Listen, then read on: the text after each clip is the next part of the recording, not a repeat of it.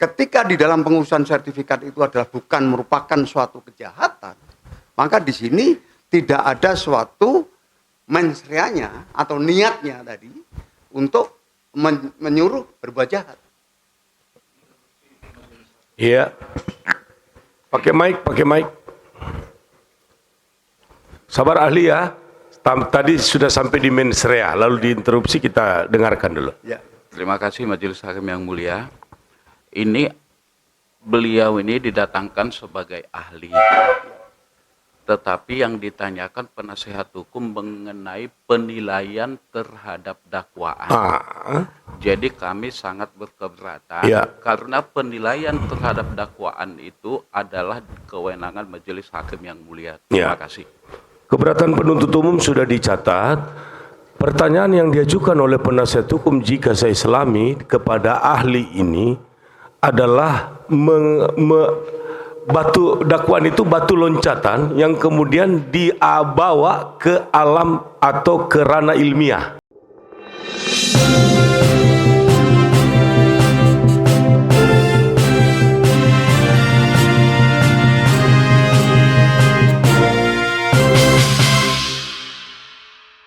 PN Tipikor, ya, kemudian PT UN Surabaya, ya, dalam perkara izin pencabutan HO oleh Bupati, kemudian PT UN Jakarta Timur dalam perkara sengketa pengesahan yayasan, nggak perlu disebutkan lebih lanjut. Kemudian ada di PN Sidoarjo perkara pemalsuan surat, memberikan keterangan palsu dalam akte otentik atau menggunakan ijazah palsu. Nah, itu harus dibaca karena berkaitan gitu ya.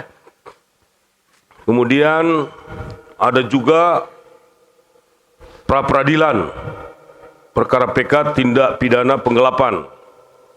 Kemudian ada PN Lamongan dalam perkara menggunakan surat palsu atau akte palsu atau penadahan.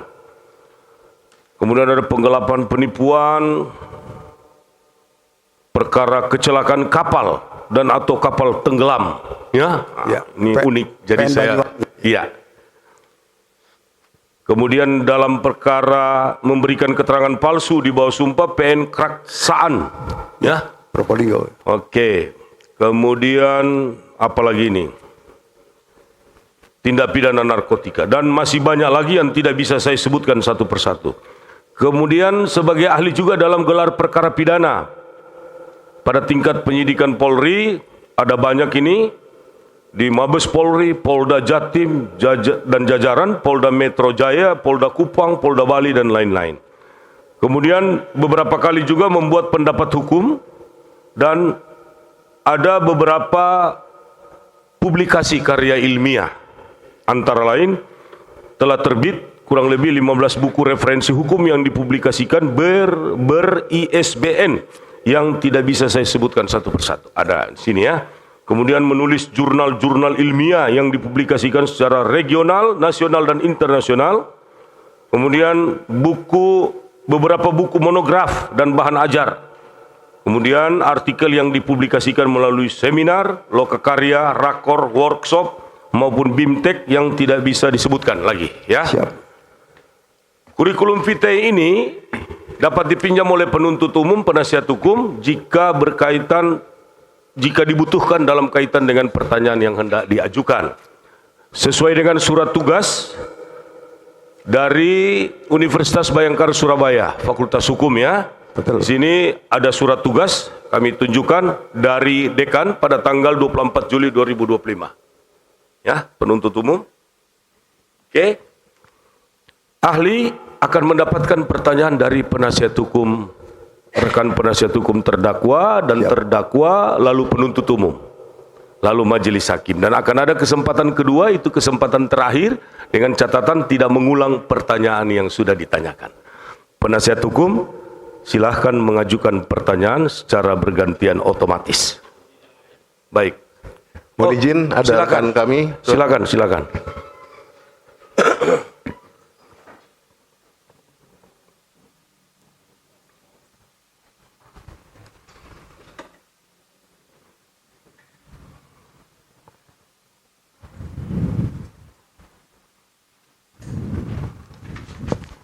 Baik, Silakan. terima kasih Yang Mulia atas kesempatannya. Sama-sama. Prof. Sajiono, mohon izin kita panggil ahli ya di sini pada persidangan ini. Pertanyaan kami bertanya kepada ahli ini terkait dengan dakwaan dari penuntut umum, di mana terdakwa ini didakwa melakukan tindak pidana 263 ayat 1 Jungto pasal 55 KUHP.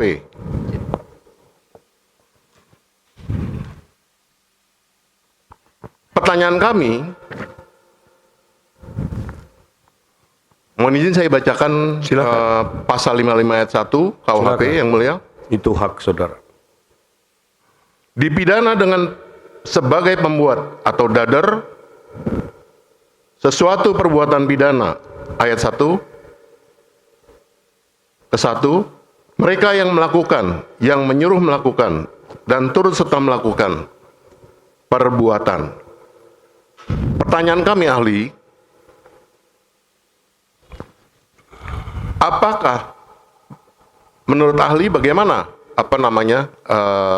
konstruksi dari pasal 55 KUHP ini? Izin Hakim yang mulia, Silakan.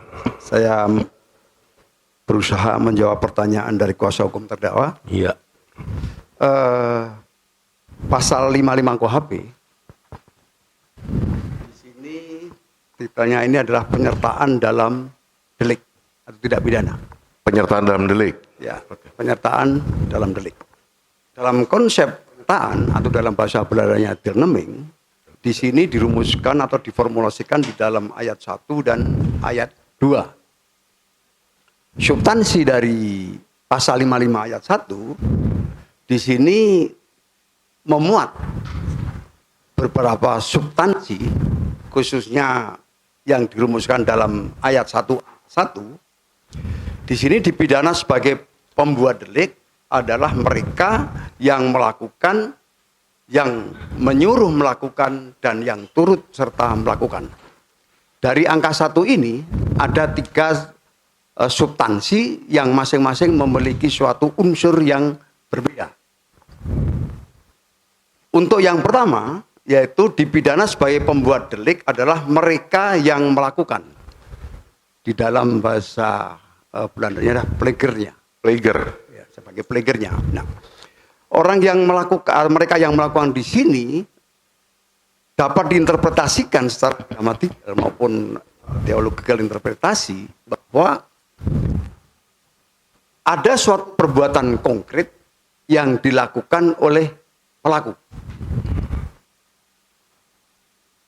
Artinya pelaku nyata-nyata melakukan suatu perbuatan atau actus reus yang kemudian perbuatan itu disamakan dengan pembuat delik utama yang diatur dalam pasal pokoknya, bukan 55-nya. Kemudian yang substansi yang kedua dalam ayat 1 angka 1 adalah mereka yang menyuruh melakukan. Yang dalam bahasa hukumnya disebut sebagai Dunpleger. Orang yang menyuruh melakukan di sini maknanya ada 2 subjek hukum yang melakukan suatu perbuatan. Yaitu orang yang menyuruh dan orang yang disuruh. Kemudian terhadap orang yang menyuruh, ini disamakan dengan orang yang melakukan atau pleger. Nah, tetapi terkait dengan orang yang disuruh, akan dilihat dari suatu sifat perbuatan yang dilakukan. Kalau orang yang disuruh itu tidak melanggar hukum, maka tidak bisa dihukum. Kemudian apabila yang disuruh itu untuk melakukan perbuatan melawan hukum atau telek, maka akan dilihat bahwa ketika melakukan apa yang disuruhkan itu dengan terpaksa atau dengan tekanan tidak, atau dengan penuh kesadaran. Tetapi orang yang menyuruh juga tidak bisa serta-merta kategorikan atau dikualifikasi sebagai perbuatan melawan hukum. Dalam konteks pasal 55 ayat 1 angka 1, substansi menyuruh melakukan itu bahwa yang dimaksud suruhan atau yang diminta untuk dikerjakan atau dilakukan itu adalah untuk melakukan hukum. Yang khususnya karena di dalam hukum untuk melakukan tindak pidana atau perbuatan pidana. Nah, ketika orang yang menyuruh untuk melakukan tindak pidana, tapi kemudian dilakukan oleh orang tidak sesuai apa yang menjadi substansi yang disuruhkan itu, ini pun orang yang menyuruh tidak bisa diminta pertanggungjawaban pidana. Jadi harus sesuai. Ilustrasinya, kalau disuruh untuk membunuh, tapi kemudian tidak membunuh, tetapi menganiaya, maka orang yang menyuruh tidak bisa diancam sanksi pembunuhan. Kemudian untuk substansi yang ketiga yaitu terkait dengan turut serta melakukan. Itu adalah middle legend. Nah, orang yang turut serta melakukan ini juga melibatkan suatu perbuatan lebih dari satu orang. Di mana turut serta melakukan adalah bersama-sama melakukan untuk mewujudkan delik atau tindak pidana. Di sini juga harus dilihat sebagai peran masing-masing. Jadi dalam suatu rangkaian peristiwa yang terjadi harus dilihat dari peran si pelaku. Karena itu turut serta ini walaupun ada pasal 55 belum tentu akan memiliki suatu konsep peran yang sama. Ini harus dilihat. Nah, kemudian untuk angka 2-nya yang masih pada ayat 1, mereka yang dengan memberi atau menjanjikan sesuatu dengan menyalahgunakan kekuasaan atau martabat, dengan kekerasan, ancaman atau penyesatan, atau dengan memberi kesempatan, sarana atau keterangan sengaja menganjurkan orang lain supaya melakukan perbuatan. Di dalam konteks ketentuan pasal 1 angka 2 ini yang pada umumnya di dalam penafsiran hukum pidana bahwa masuk pada with locker atau yaitu orang yang menganjurkan atau sengaja menganjurkan atau membujuk orang lain untuk melakukan suatu tindak pidana. Ini adalah terkait dengan ketentuan pasal 55 ayat 1 angka 1 dan angka 2. Kemudian untuk ayat 2-nya dalam pasal 55 ini terhadap penganjur hanya perbuatan yang sengaja dianjurkan sajalah yang diperhitungkan beserta akibatnya. Jadi ketika anjuran itu disampaikan dan kemudian dalam pelaksanaan konkret yang dilakukan terhadap orang yang dianjurkan itu tidak sesuai, maka orang yang menganjurkan pun tidak bisa diminta pertanggungjawaban pidana. Saya kira itu yang terkait dengan ketentuan pasal 55 ayat 1 dan ayat 2 KUHP. Baik, terima kasih ahli. Selanjutnya masih terkait dengan pasal 55. Kami tertarik tadi penjelasan ahli mengenai Dunpleger tadi itu. Ya. Pertanyaan kami, apakah ini dapat dikatakan dalam 55 ini ada unsur bersama-sama? Bersama-sama dan bersekutu. Izin Hakim yang mulia, di dalam pasal 55 ini kalau kita secara kumulatif yang dirumuskan dalam ayat 1 dan ayat 2 ini tidak selamanya dilakukan secara bersama-sama. Oh, tidak selamanya ya? Tidak selamanya dilakukan secara bersama-sama. Karena apa? Di sini yang turut serta inilah yang mensyaratkan adanya suatu perbuatan konkret yang dilakukan secara bersama-sama. Jadi lebih dari satu orang. Lebih dari satu orang. Bersama-sama untuk mewujudkan delik atau tidak pidana. Baik. Apakah di antara para pelaku tadi itu harus ada namanya kehendak jahat untuk melakukan suatu tindak pidana? Ya. Syarat kehendak jahat atau niat kehendak jahat ini harus ada. Harus ada ya? Harus ada, terkecuali dia yang karena melakukan sesuatu perbuatan itu dengan anjurkan, di mana anjuran itu dan bersifat menyesatkan. Jadi di sini orang yang dianjurkan tidak bisa untuk mengetahui terhadap apa sebenarnya anjuran itu, sehingga dilakukan ternyata kemudian adalah merupakan suatu perbuatan melawan hukum pidana. Nah, ini yang tidak disertai dengan niat. Jadi, apakah jika orang yang melakukan tindak pidana tadi, kita coba masuk ke dakwaan dari penuntut umum, ya. Mohon izin bacakan yang mulia. Baik, kami langsung membacakan pada poinnya saja, supaya tidak berlama-lama.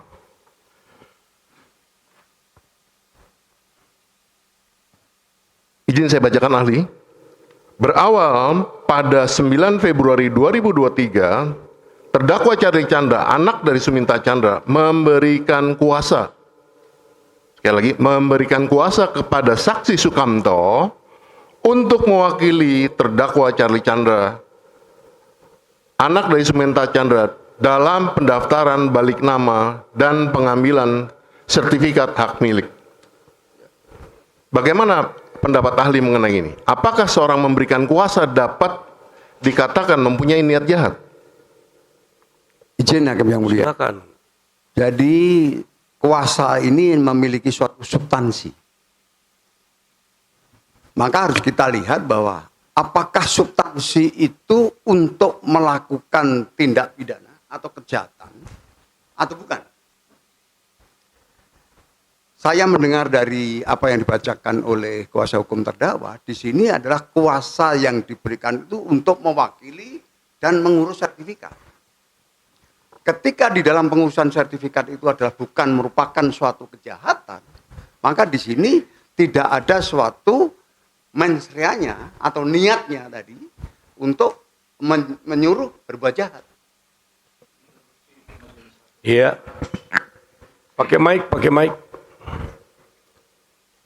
Sabar ahli ya. Tadi sudah sampai di mens rea, lalu diinterupsi, kita dengarkan dulu. Ya. Terima kasih Majelis Hakim yang mulia. Ini beliau ini didatangkan sebagai ahli. Tetapi yang ditanyakan penasehat hukum mengenai penilaian terhadap dakwaan. Jadi kami sangat berkeberatan karena penilaian terhadap dakwaan itu adalah kewenangan Majelis Hakim yang mulia. Terima kasih. Keberatan penuntut umum sudah dicatat. Pertanyaan yang diajukan oleh penasihat hukum jika saya selami kepada ahli ini adalah batu dakwaan itu batu loncatan yang kemudian dibawa ke alam atau ke ranah ilmiah. Ya, keberatan saudara sudah dicatat. Pertanyaan tadi itu oleh penasihat hukum itu memang bertumpu pada dakwaan karena menyebut dakwaan itu yang ditafsirkan. Tapi sebenarnya dibawa ke ranah ilmiah. Ya, itu pendapat majelis. Sehingga penasihat hukum silakan mengajukan pertanyaan lanjutan atau ahli silakan. Sudah sampai di kalimat mens rea. Silakan lanjutkan. Izin Hakim yang mulia. Iya. Saya lanjutkan. Saya tidak menilai bahwa itu Sudah ahli tidak usah lagi mengambil memberi pendapat terkait itu. Kami sudah beri pendapat. Selebihnya ahli penuntut umum itu keberatannya udah dicatat, kita udah jelaskan. Jadi ahli nggak usah ditambahkan, lanjutkan saja dengan keterangan ahlinya tadi sudah sampai di ada atau tidak mens rea itu. Silakan. Izin Hakim yang mulia, terima kasih.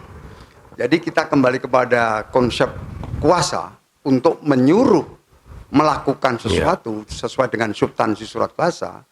Berarti di sini bahwa yang menyuruh itu sadar dan yang disuruh juga sadar untuk melakukan sesuatu terhadap apa yang dikuasakan itu. Nah, konsep pertama yang harus kita pahami terkait dengan suatu aspek hukum, khususnya aspek pidana, ketika apa yang dikuasakan itu untuk melawan hukum.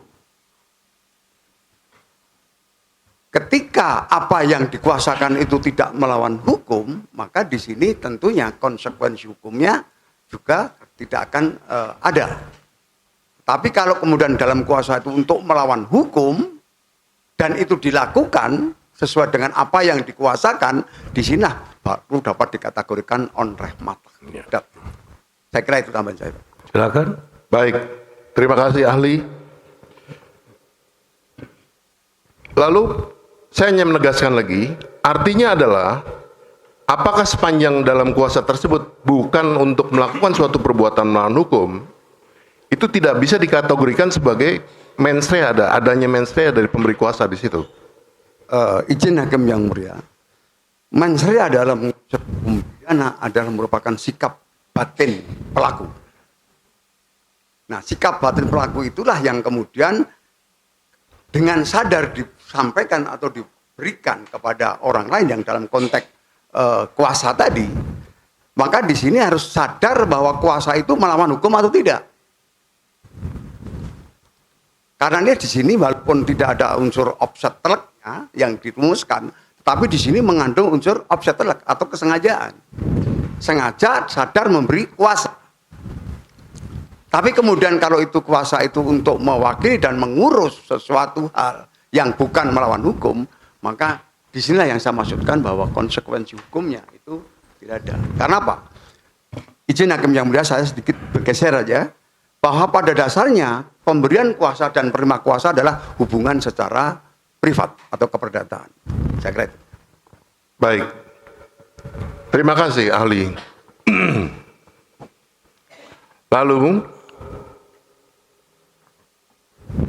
selanjutnya, ini karena tadi penuntut umum sudah mengajukan interupsi, maka kami memberikan ilustrasi saja. Iya. Biar tidak diinterupsi lagi. Sudah, jangan memberi pendapat lagi Baik, soal baik, terima interupsi. kasih, Yang Mulia. Interupsi itu adalah hak penuntut umum, hak penasihat hukum, bahkan hak terdakwa gitu. Dan majelis sebenarnya sering melakukan interupsi. Antara lain ini bicara ini interupsi nih. Ya. Betul. Ya, jadi nggak usah lagi ditanggapi soal itu, karena itu adalah hak masing-masing. Mau interupsi silahkan, ya. Tidak juga silahkan, ya. Oke. Jadi nggak usah lagi ditarik-tarik ke interupsi. Langsung aja mengajukan pertanyaan. Baik. Terima kasih Yang Mulia.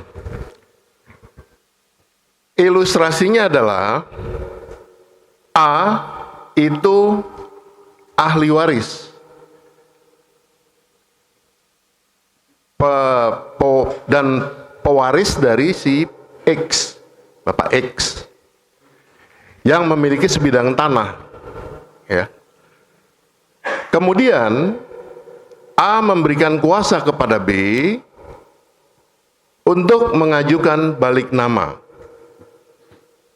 Karena X sudah meninggal, maka A sebenarnya ada 4, A1, A2, A3, A4, mengajukan proses balik nama ke kantor BPN. Yang dilakukan oleh A adalah memberikan kuasa kepada B untuk mengajukan proses balik nama. Kemudian B sebagai penerima dari kuasa dari A itu mengajukan permohonan balik nama kepada BPN sesuai dengan kuasa yang diberikan tadi untuk memberikan balik nama, mengurus balik nama dan menerima sertifikat. Dan si B tadi mengisi lampiran 13 sebagai kelengkapan berkas untuk mengajukan balik nama. Setelah lampiran 13 tadi diajukan, ternyata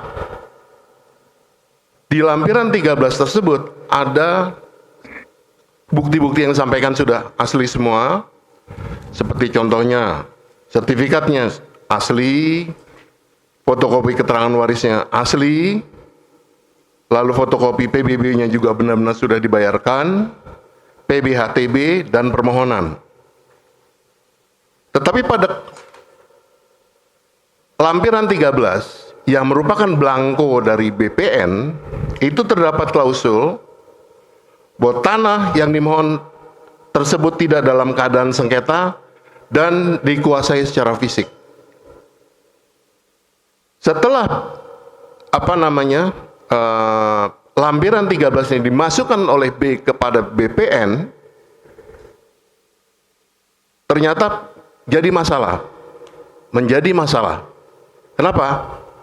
Karena klausul yang dikuasai secara fisik tadi dianalogikan oleh penyidik sebagai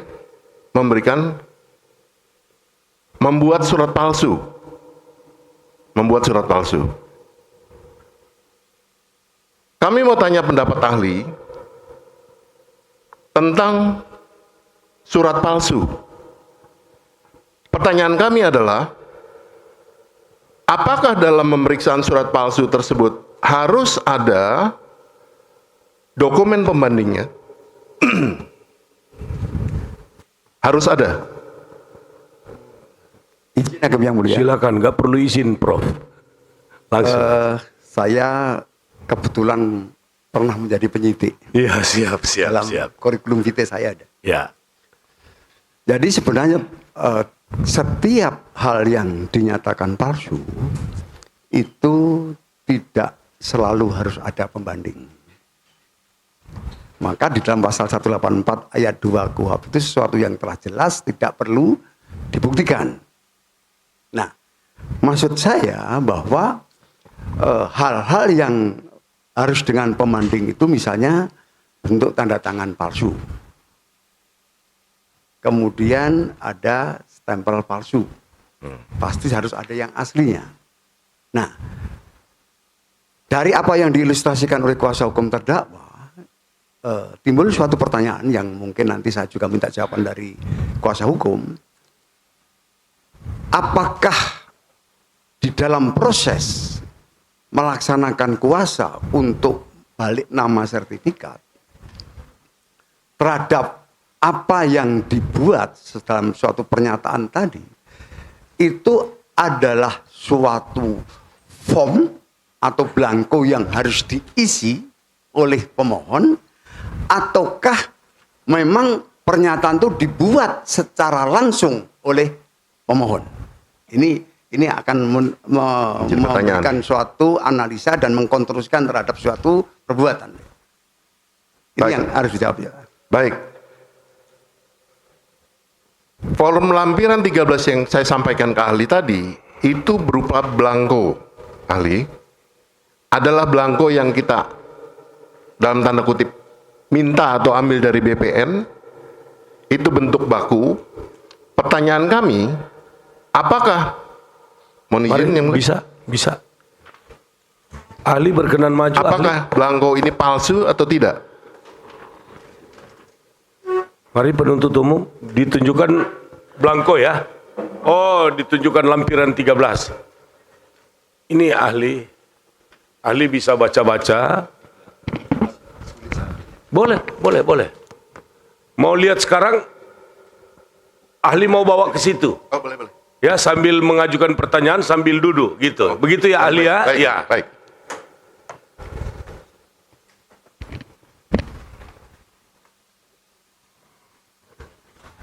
Bacalah dulu itu ahli. Konteks pertanyaannya apa tadi? Terkait itu? Terkait itu adalah apakah blanko ini palsu atau tidak? Nah, itu dia. Pertanyaannya itu ahli. Apakah blanko ini yang dalam tanda kutip diambil dari BPN, blanko ini palsu atau apa menurut ahli? Setelah saya baca sepintas, Hakim yang mulia, saya secara cepat bisa memahami terkait dengan form surat dimaksud. Saya tidak akan mengkaji terhadap seluruh dari substansi form ini, tetapi form yang menjadi suatu persoalan tadi yang dibacakan oleh kuasa hukum terdakwa ini kita kaitkan dengan unsur pasal 263 KUHP yang nantinya akan saya sampaikan kepada hakim yang mulia. Di dalam format rumusan unsur ketentuan pasal 263 KUHP di sini memiliki dua konsep perbuatan. Dua perbuatan. Baik. Yang pertama adalah membuat surat palsu. atau memalsukan surat. Dua konteks ini adalah berbeda, ya, yang sangat signifikan.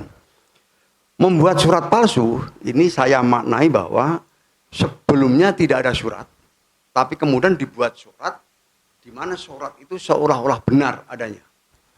Baik. Artinya apa? Pelaku membuat surat secara konkret, melakukan pembuatan surat secara konkret. Kemudian yang kedua adalah memalsukan surat.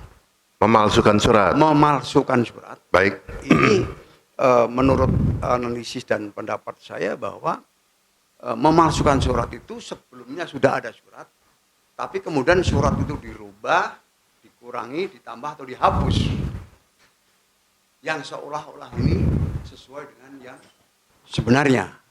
Ini memalsukan surat. Nah, kita kaitkan dengan surat ini yang tadi dikatakan oleh kuasa hukum terdakwa adalah berupa form. Form itu disediakan oleh pejabat yang berwenang untuk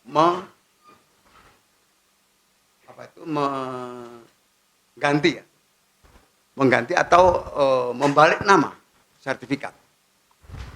Ini sudah disediakan. Nah, karena itu terkait dengan substansi yang ada dalam surat ini ada dari BPN yang menentukan dan membuat. Nah, pemohon tinggal mengisi terhadap apa yang masih kosong. Nah, disinilah kalau ini form yang ditentukan oleh pejabat yang berwenang untuk itu dan kemudian diisi, maka yang dapat dikategorikan isian itulah yang nanti substansinya itu mengandung suatu kebenaran atau tidak. Isiannya ya. Isiannya. Jadi di sini izin hakim yang mulia, surat ini substansi yang kosong diisi oleh nama. Yang bertantangan di bawah ini adalah Sukamto, SHMKN. Berarti yang mengisi surat ini adalah Sukamto.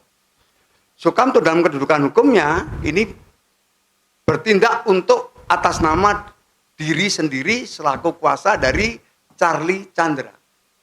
Betul. Berarti Sukamto itu mengisi belangko itu karena adanya kuasa dari Charlie Chandra. Nah, kuasanya bukan semata-mata mengisi belangko ini, tetapi untuk membalik nama sertifikat. Betul. Saya tidak tahu persis di kantor BPN Tangerang ini apakah ini menjadi syarat formal atau tidak, saya tidak tahu. Tetapi di sini yang jelas terhadap form ini yang mengisi adalah Sukamto. Ya. Nah, disinilah bahwa tanah yang dimohon tersebut tidak dalam keadaan sengketa dan dikuasai secara fisik, ini adalah form yang telah ada dan dibuat oleh BPN. Artinya tidak diisi oleh saudara Sukamto. Baik. Ya. Karena itu kita tidak bisa kemudian menilai serta-merta bahwa kata-kata itu adalah suatu niat atau pernyataan yang dibuat oleh Sukamto. Baik.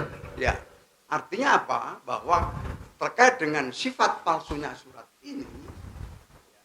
ini bukan kemudian menjadi kehendak atau diasumsikan atau dianalogikan menjadi kehendak Sukamto. Terlebih lagi Sukamto menerima kuasa dari Charlie Chandra untuk balik nama.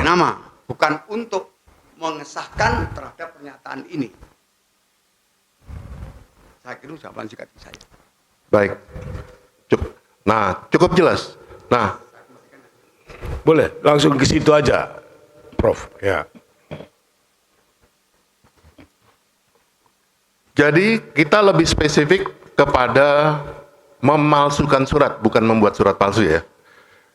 Menurut ahli, apakah dalam perbuatan memalsukan surat itu harus ada perbuatan material, merubah, menambah, mengurangi, mengganti, sehingga isinya menjadi lain? Menambah, mengurangi, atau mengganti, mencoret itu adalah merupakan bentuk perbuatannya. Perbuatannya. Ya. Baik. Tentunya kalau kita kembali kepada pertanggungjawaban jawab hukum terhadap suatu pelaku itu adalah perbuatan konkret yang dilakukan, maka harus unsur itu harus ada. Apakah atau menambah, mengurangi, menghapus, atau mencoret itu.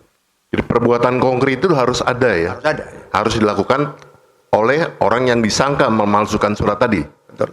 Betul. Lalu bagaimana jika tidak ada perbuatan konkret yang dilakukan oleh orang yang disangka bahkan didakwa untuk memalsukan surat tadi? Izin ya kami yang mulia. Sebenarnya kan dari pemikiran saya atau logika hukum saya bangun dari anjakan atau beranjak bahwa surat ini sebenarnya kan sudah ada. Karena diterima dari BPN. Kemudian yang kosong baru diisi. Ada kata-kata yang telah diformalkan oleh BPN dalam blanko itu atau form itu. Nah, disinilah yang kosong diisi dan kemudian ditandatangani oleh pemohon. Bukan berarti pemohon memberikan suatu fakta yang telah ada sebelumnya itu menjadi fakta yang dipalsukan. Jadi logika kita adalah merupakan suatu perbuatan konkret yang terjadi di dalam suatu pengisian surat itu. Kalau pengisian surat itu diisi yang kosong-kosong dan itu tidak ada yang palsu, maka kata-kata yang tidak ada itu penentuan palsu dan tidaknya tidak bisa dibebankan kepada pengisi. Karena sudah ada pada blanko form yang diisi dan itu dirumuskan oleh pejabat yang berwenang untuk itu. Dalam hal ini adalah BPN. Ini Hakim yang mulia. Baik. Lalu bagaimana dengan klausul yang seperti saya sebutkan tadi, bahwa tanah yang dimohonkan tersebut tidak dalam keadaan sengketa dan dikuasai secara fisik. Sementara tanah tersebut kan sudah dikuasai oleh pihak lain, ahli. Bagaimana? Apakah ini termasuk kualifikasi memalsukan surat juga?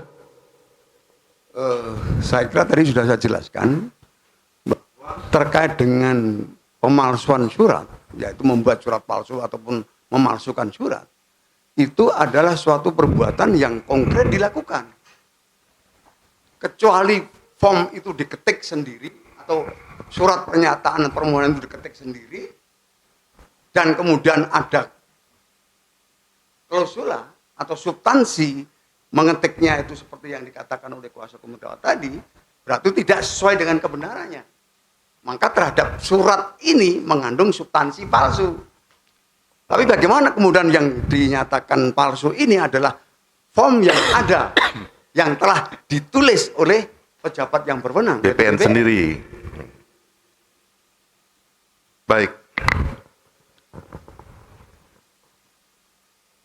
Sepanjang ini tidak ada perbuatan konkret yang dilakukan oleh pemohon atau PPAT yang mengajukan ini, maka tidak dapat dikualifikasikan sebagai memalsukan surat, seperti itu.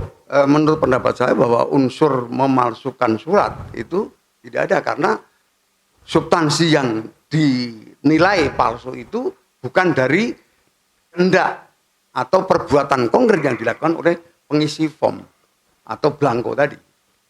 Baik. Itu menurut pendapat saya. Baik, kita lanjut.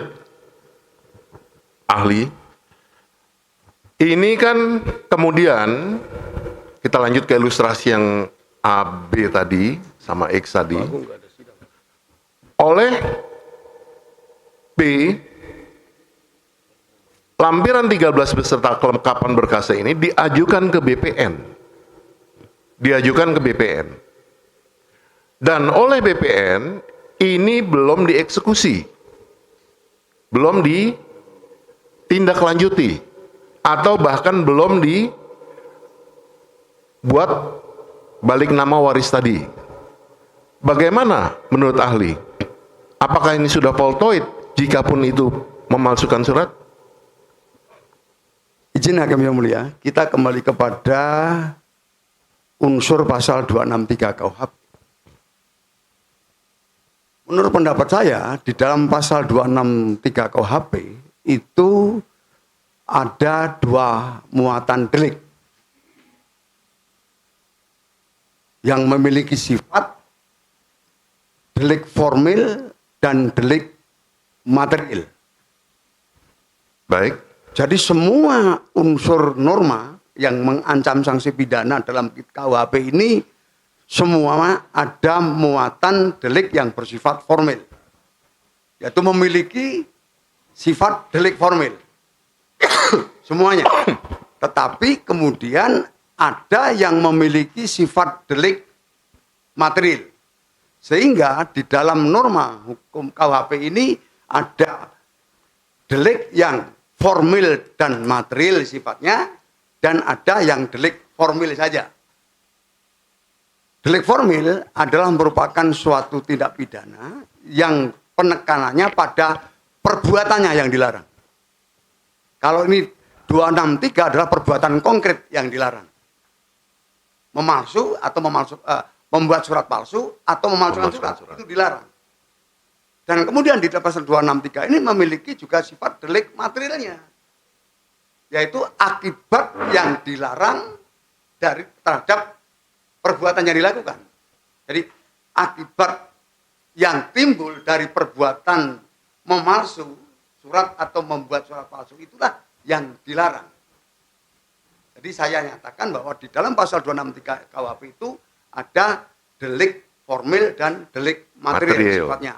Nah, terkait dengan ilustrasi yang disampaikan oleh kuasa hukum terdakwa, bahwa terkait dengan pengurusan yang tidak dieksekusi oleh BPN itu berarti perbuatan itu belum selesai.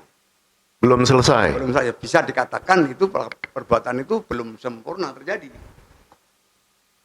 Kalau kemudian kita masuk deliknya yang ada di dalam KUHP kita, itu adalah percobaan saja belum bisa memenuhi unsur percobaan itu. Bahkan untuk percobaan pun belum memenuhi. Belum memenuhi. Karena apa? Argumentasi dan reasoning hukum saya, berdasarkan logika hukum yang saya bangun, bahwa terkait dengan pasal 263 KUHP itu, bahwa delik itu harus sempurna.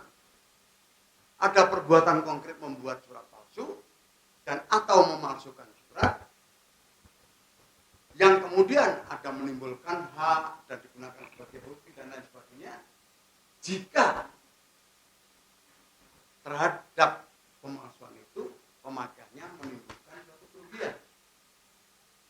Nah, terkait dengan konsep inilah yang saya katakan bahwa ada perbuatan yang dilarang adalah merupakan delik formil, ada akibat yang timbul dan itu juga dilarang merupakan delik materialnya. Jadi karena perbuatan itu belum sampai pada titik sempurna yang dilakukan BPN dalam tidak dieksekusi tadi, maka ini belum bisa dikualifikasi sampai delik yang sempurna. Menurut saya masih prematur menurut saya itu. Belum voltoid begitu ya? Ya, belum baik. Belum voltoid. Baik. Terima kasih ahli. Nah, kembali tadi kepada lampiran 13 ya. Seperti yang ahli jelaskan tadi, di dalam ketentuan KUHP pasal 263 ayat 1. Mohon izin membacakan yang mulia.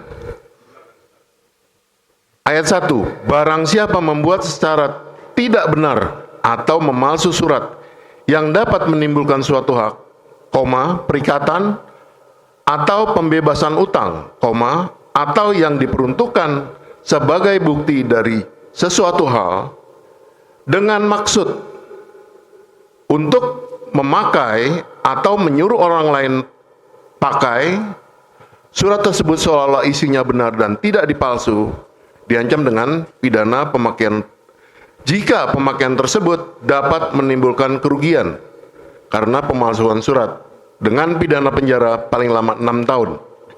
Pertanyaan kami ahli, apakah lampiran 13 yang kita maksud tadi itu termasuk kualifikasi sebagai surat yang dapat menimbulkan hak, perikatan atau pembebasan utang atau yang diperuntukkan sebagai bukti dari suatu hal? Demikian pertanyaan kami ahli. Izin hakim yang mulia, pertanyaan kuasa hukum terdakwa dan ilustrasi yang disampaikan jika kita kaitkan dengan unsur hukum yang dirumuskan dalam pasal 263 ayat 1 KUHP, khususnya yang timbul dari suatu perbuatan membuat surat palsu atau memalsukan surat itu dapat menimbulkan sesuatu hak, perikatan dan lain sebagainya. Dari unsur alternatif ini ya, dan dikaitkan dengan ilustrasi untuk mengurus balik nama tadi karena belum dieksekusi oleh BPN, maka di sini terkait dengan surat yang dapat menimbulkan sesuatu hak ya, itu adalah merupakan suatu unsurnya. Kemudian yang kedua adalah sebagai bukti daripada sesuatu hal dimaksud. Jadi artinya terkait dengan hal yang harus timbul secara nyata, ada suatu hak yang akan menjadi dari ada menjadi tidak ada atau dari tidak ada menjadi ada. Itu. Kemudian yang kedua sebagai bukti daripada sesuatu hal. Ini unsur perbuatan yang dilarang timbulnya yang pertama. Tapi kemudian juga ada delik bersifat materialnya jika pemakaian tersebut dapat menimbulkan kerugian. Jadi harus ada kerugian yang konkret, nyata terkait dengan perbuatan membuat surat palsu ataupun memalsukan surat itu. Itu menurut analisis dan pendapat hukum ahli. saya. Jadi menurut ahli, karena tadi belum voltoid, belum dilaksanakan, maka tidak termasuk dalam surat yang menimbulkan hak, perikatan, atau pembebasan utang, seperti itu ya? Hal dimaksud apabila kemudian sudah dipakai timbul kerugian. Dan di samping itu juga timbul hak. Timbul hak itu bisa timbul hak kepada salah satu pihak. Hilangnya hak dari salah satu pihak. Ini yang kemudian unsur yang dimaksudkan di dalam suatu perbuatan konkret tadi itu harus dipenuhi. Jadi dipakai dulu, apakah ini berarti dipakai dulu surat yang disangka palsu tadi, dipakai dulu baru timbul hak, perikatan dan segala macam? Apa seperti itu, ahli? Kalau kita menggunakan interpretasi gramatikal bahwa terkait dengan unsur pasal 263 KUHP ayat 1 ini harus apa yang dikualifikasi membuat surat palsu atau memalsukan surat itu harus dipakai. Harus dipakai ya? Harus dipakai. Karena apa? Disinilah untuk mengetahui timbul hak atau tidak, digunakan untuk menyatakan suatu hal atau tidak, timbul kerugian atau tidak. Itu apabila dipakai. Maka secara akademis saya sering berpendapat bahwa sekalipun memalsu 1000 kali terhadap tanda tangan orang lain, tapi kalau tanda tangan orang lain itu ditaruh saja, tidak digunakan untuk apa-apa, walaupun itu dibuat dengan sengaja, dan tidak akan timbul hak orang lain dan lain sebagainya atau kerugian orang lain, ini tidak bisa dihukum. Tidak bisa dihukum. Nyata-nyata membuat secara delik formil itu membuat tanda tangan palsu, tetapi ketika tidak digunakan, tidak dipakai, dan tidak menimbulkan hak dan lain sebagainya sesuai dengan unsur alternatif dalam pasal 263 KUHP ini, saya kira itu belum bisa dibebani tanggung jawab secara pidana khususnya. Baik, lanjut ke unsur 263 tadi, saya langsung saja. Barang siapa membuat surat tidak benar atau memalsu surat yang dapat menimbulkan suatu hak, perikatan atau pembebasan utang atau yang diperuntukkan sebagai bukti suatu hal dengan maksud untuk memakai atau menyuruh orang pakai surat tersebut seolah-olah isinya benar dan tidak dipalsu, diancam, jika pemakaian tersebut dapat menimbulkan kerugian karena pemalsuan surat dengan pidana paling lama 6 tahun. Saya mau masuk ke kata-kata jika pemakaian tersebut dapat menimbulkan kerugian. Pertanyaan kami, apakah kerugian itu hanya harus sudah terjadi atau potensi bisa? Izin Hakim yang mulia. Jadi kajian akademis yang pernah saya lakukan terkait dengan pasal 263 ini ada frasa dapat.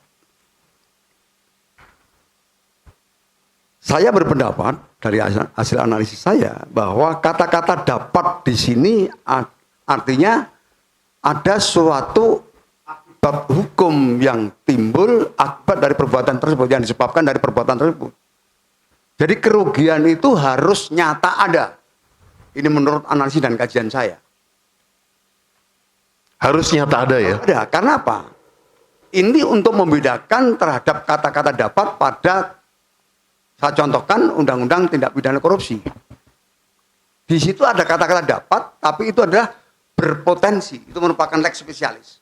Berpotensi menimbulkan kerugian negara, sudah dapat dikatakan memenuhi unsur kerugian. Tetapi terkait dengan pasal 263 KUHP ini, analisis dan pendapat saya adalah kata-kata dapat di sini adalah telah ada atau timbul kerugian. Maka saya pernah menulis dalam suatu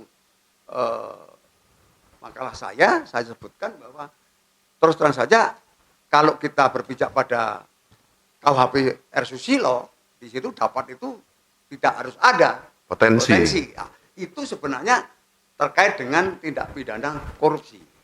Itu potensi menimbulkan kerugian negara. Tapi kalau 263 saya menyatakan bahwa ini harus ada kerugian yang konkret. Itu pun saya pertegas lagi, kerugian yang timbul adalah merupakan kerugian yang bersifat material. Material. Ya, bukan imaterial. Karena bisa diukur betul-betul ada kerugian yang nyata. Baik. Kita lanjut. Ini tadi mohon izin belum menunjukkan karena sudah terlewat. Kita mohon izin menunjukkan di persidangan ini mengenai surat kuasa yang diberikan oleh dari terdakwa ini kepada Sukamto. Mari. Ahli berkenan berdiri atau di situ aja diantar? Mari saya baca dulu. Ya, langsung aja. Bisa duduk. Atau dipegang aja dulu ya. Oke, ahli maunya seperti itu. Ya, kita juga harus maklumi.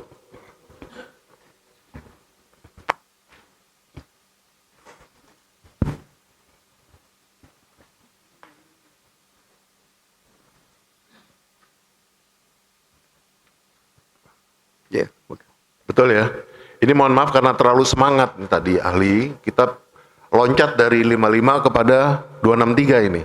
Belum sempat kita tunjukkan surat kuasa yang diberikan dari A ke B tadi.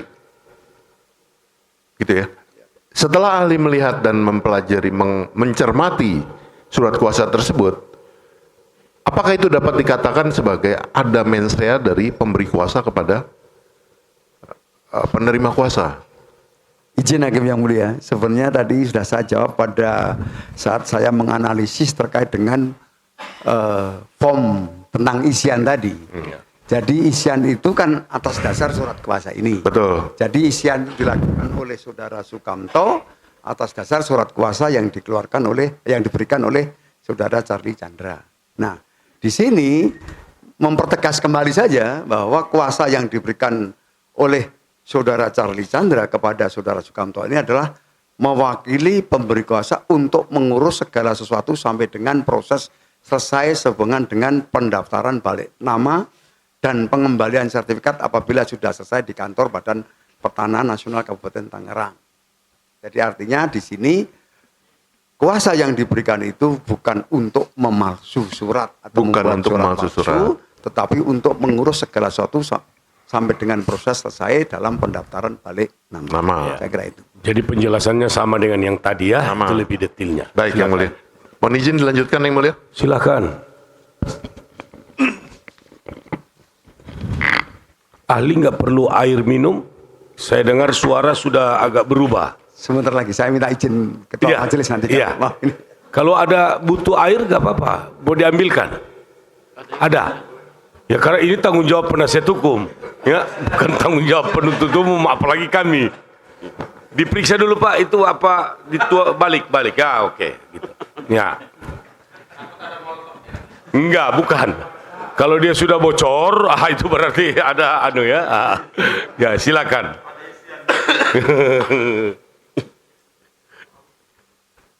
Oke. Taruh di atas Pak, minuman itu Pak. Yang Bapak akan isi di mulut itu kok ada di bawah sepatu Bapak tuh. Di kursi aja Pak itu airnya. Kecuali yang di meja penasihat hukum, penuntut umum ya janganlah. Berkenan pegang mic lagi Pak. Ya. Baik, silakan. Hakim yang mulia, mohon izin saudara ahli ada beberapa hal yang ingin saya tanyakan terkait dengan adanya suatu putusan perkara pidana, di mana dalam putusan perkara pidana itu terbukti ada pemalsuan cap jempol pada AJB. Nah, pertanyaannya adalah apakah putusan perkara pidana itu selain memvonis terdakwa dengan pidana 6 bulan penjara, apakah itu juga AJB dan berikut turunannya itu kemudian dinyatakan cacat hukum? Diulang lagi. Baik, ini ada perkara pidana, ya. Kemudian dalam putusannya menyatakan bahwa terdakwa telah terbukti melakukan pemalsuan cap jempol pada AJB, gitu ya. Nah, kemudian dalam putusannya si terdakwa divonis pidana penjara 6 bulan. Ya. Pertanyaan saya, apakah dalam perkara pidana itu juga serta-merta bahwa AJB itu dianggap cacat hukum? Izin yang mulia, kita kembali kepada suatu kompetensi peradilan pidana dan peradilan perdata. Karena yang ditanyakan itu ada 2 konsep kompetensi peradilan. Ya. Terkait dengan peradilan pidana, ini sebenarnya menguji terhadap suatu kebenaran Ya. secara material bahwa ada suatu peristiwa pidana itu benar-benar terjadi dan terdakwalah sebagai pelaku atau bukan pelaku dari suatu peristiwa itu. Ketika di dalam proses peradilan pidana terbukti bahwa dakwa itu adalah sebagai pelaku, maka perbuatan pelaku itulah yang dihukum karena telah melakukan suatu tindak pidana. Oke. Nah, terkait dengan hal-hal lain, ini tidak kemudian di dalam ranah peradilan pidana itu akan menjadikan suatu keadaan pada hukum lain itu menjadi suatu hal yang hapus atau gugur. Ini dalam konsep umumnya. Nah, terkait dengan tadi dinyatakan bahwa ada suatu cap jempol yang palsu, kemudian itu terbukti bersalah, ya, dan dihukum pidana penjara 6 bulan, maka disinilah cap jempol palsunya itu yang dinanyakan perbuatan dilakukan oleh terdakwa sehingga diberi sanksi hukuman penjara. Nah, tapi bagaimana kemudian yang mengkait terhadap suatu konsep perdata? Menurut pendapat saya dan pengalaman saya sebagai ahli bahwa ini tidak bisa serta-merta langsung gugur begitu saja atau hapus begitu saja. Karena apa? Terhadap suatu produk hukum yang dikeluarkan instansi pemerintah yang di dalam konsep kewenangannya, di situ asas presumptio justae causa atau vermoeden van rechtmatigheid, yang dalam bahasa Indonesia praduga sah terhadap produk hukum yang dibuat oleh pejabat yang berwenang itu dianggap sah sebelum itu dibatalkan oleh satu adalah pejabat yang menerbitkan, mengeluarkan atau memproduk dari hukum itu, dan yang kedua adalah dibatalkan oleh pengadilan yang berkompetensi terkait dengan produk hukum dimaksud. Itu reasoning dan argumentasi saya terkait kenapa tidak serta-merta putusan pidana yang menghukum terhadap perbuatan itu memiliki aspek konsekuensi hukum terhadap produk-produk yang lain yang tidak harus dalam konsep pidana. Saya kira itu. Baik, terima kasih penjelasannya Saudara Ahli. Jadi intinya tidak serta-merta ya menghapus produk yang dikeluarkan oleh pejabat yang berwenang. Lalu kalau demikian maka produk-produk turunannya juga menjadi tetap sah begitu kira-kira sebelum ada putusan perkara pengadilan yang berwenang untuk itu dan ada pejabat yang mengeluarkan itu kira-kira. Ya. Izin yang kami mulia, sebenarnya bicara tentang turunan terkait produk itu ada suatu asas di dalam teori hukum kita itu yang disebut ex falso quolibet. Ya. Asas ex falso quolibet itu artinya terhadap suatu produk yang cacat hukum, maka ketika ini jadikan dasar, turunan-turunan produk itu akan menjadi cacat pula. Ini asas ex falso quolibet itu sebenarnya begitu. Nah, tetapi berbeda kalau produk hukum yang dikeluarkan yang dianggap sah, ya, dan telah memiliki kekuatan hukum tetap, tapi kemudian itu tidak dibatalkan oleh pengadilan yang berkompetensi terkait dengan produk ini, ataupun dibatalkan oleh atau dicabut oleh pejabat yang mengeluarkan produk ini, maka ini asas presumptio justae causa atau vermoeden van remate. Baik. Oke, baik, saya lanjutkan Saudara Ahli. Kemudian ada yang mengajukan gugatan perdata ke pengadilan terkait mengenai AJB yang tadi saya uraikan tersebut.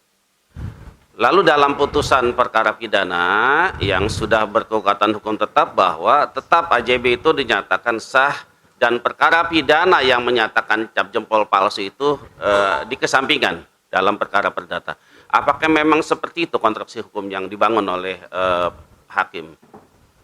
Izin Hakim yang mulia, jadi terkait dengan konsep produk yang dikeluarkan oleh pejabat yang berwenang, seperti AJB adalah kewenangan dari pejabat notaris atau PAT. Nah, ini adalah produk hukum. Di dalam membuat akte jual beli, di sini adalah merupakan suatu kewenangan dari seorang notaris atau PPAT. Nah, ketika PPAT itu tidak membatalkan atau tidak ada pengadilan perdata yang kemudian membatalkan atau mencabut tentang PPAT itu karena dinyatakan cacat yuridis, maka disinilah tetap akan memiliki suatu kekuatan mengikat. Karena itu ketika ada pengadilan lain yang menyinggung atau bersinggungan dengan suatu produk yang dikeluarkan tadi, putusan dimaksud dikeluarkan atau diberikan kepada pejabat yang berwenang. Sehingga nanti pejabat yang berwenang akan mengambil suatu tindakan berdasarkan putusan pengadilan yang lain yang tidak memiliki kompetensi untuk membatalkan tadi. Untuk meninjau kembali ataupun mengambil langkah-langkah hukum yang sesuai dengan suatu kewenangan. Great. Baik, saya lanjutkan. Ya, tadi terkait dengan putusan perkara perdata. Kalau perkara perdata kan ada para pihak, ada penggugat dan tergugat.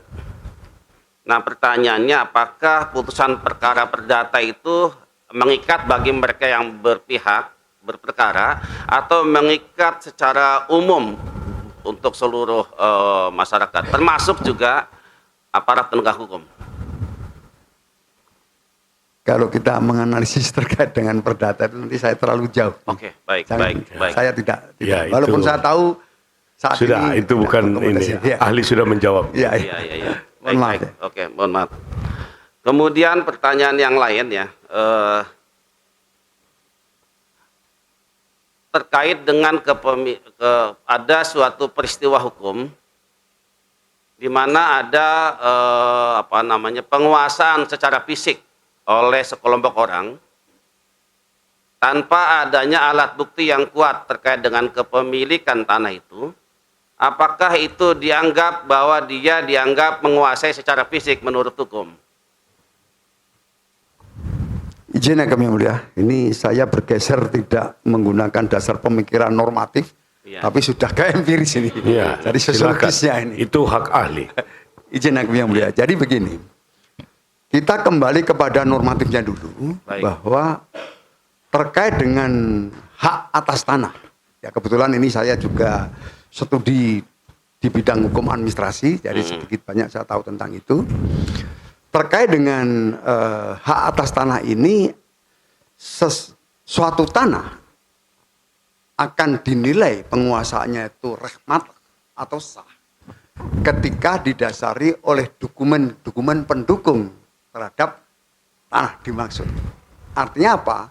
Dokumen pendukung itu ya sejak kita beranjak dari Undang-Undang Pokok Agraria sampai dengan sekarang PP nomor 24 tahun 1997 tentang pendaftaran tanah, tentunya harus memiliki suatu bukti surat. Bukti surat. Itu sebagai dasar yuridisnya. Jika kemudian bukti surat itu tidak dimiliki, maka akan dinilai dari suatu penguasaan tanah secara fisik. Karena itu kalau sudah punya bukti surat, walaupun tidak menguasai tanahnya, itu tidak bisa dikatakan itu bukan pemiliknya. Sepanjang dokumen itu sudah dimiliki, maka disinilah tanah itu akan tetap secara yuridis menjadi miliknya. Yang sekarang ini ada isu terakhir bahwa tanah-tanah yang ditelantarkan akan dikuasai negara, kan itu. Nah, ini artinya apa? Tanah yang ditelantarkan itu tetap miliknya orang yang memiliki dokumen. Tetapi karena tidak dimanfaatkan dengan baik, inilah kebijakan pemerintah akan diambil alih. Ini isu terakhir itu. Nah, terkait dengan apa yang saya katakan atau sampaikan pendapat tadi, bahwa dokumen itulah yang sebagai dasar utama sebagai bukti pemilikan hak atas tanah.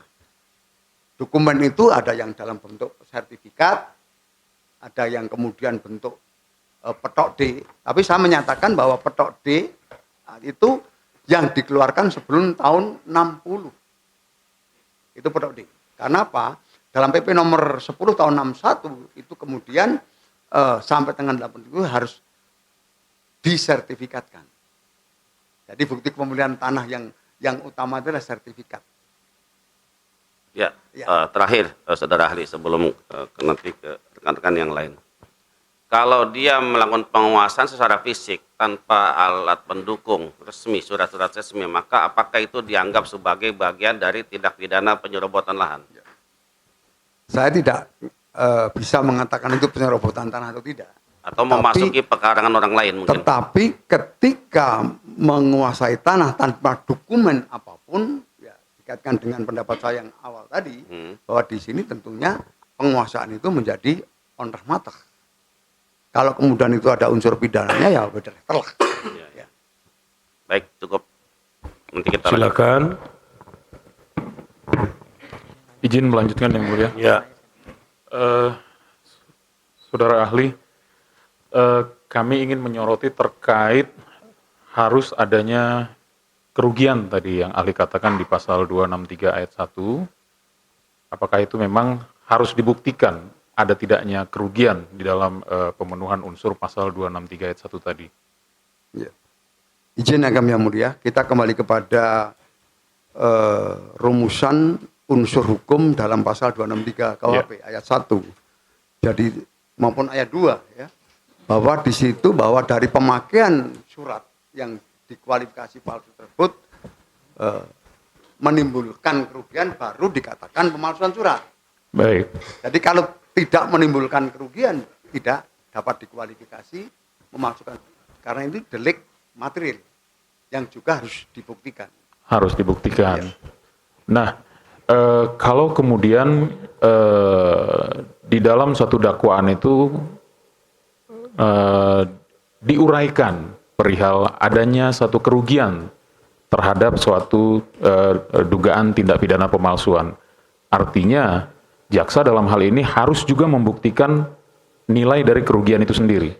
Ya, betul. Betul. Itu harus konkret juga nilainya. Jadi terhadap apa nilai kerugian yang didakwakan itu harus dibuktikan bahwa betul-betul ada kerugian. Ya, maksud kami apakah bisa nilai kerugian itu dengan menggunakan asumsi kira-kira seperti itu? Izin hakim yang mulia, ini di dalam penerapan hukum pidana ini memang asumsi, anggapan ya, atau analogi itu dilarang dengan tegas. Dilarang. Jadi larangan itu dari mana kita bersumber? Dari asas legalitas. Jadi dalam penegakan hukum pidana itu ada berpedoman pada asas legalitas. Baik. Ya, dari asas legalitas itu ada 4 muatan itu sebenarnya. Dalam teori hukum pidana ada 4 muatan. Yang pertama bahwa terkait dengan hukum pidana ini itu tidak berlaku surut. Ini muatan asas legalitas. Artinya non retroaktif. Maka kemudian di dalam hukum pidana lahir nullum delictum nulla puna, Saya ini private tribunal. Ya, private tribunal. Artinya ini tidak boleh surut. Kemudian yang kedua, bahwa hukum pidana itu harus tertulis, lex scripta. Harus tertulis. Jadi tidak ada hukum kebiasaan itu kemudian digunakan penerapan di hukum pidana, khususnya di negara civil system. Dan yang kemudian yang ketiga, hukum pidana itu harus lex serta, harus jelas.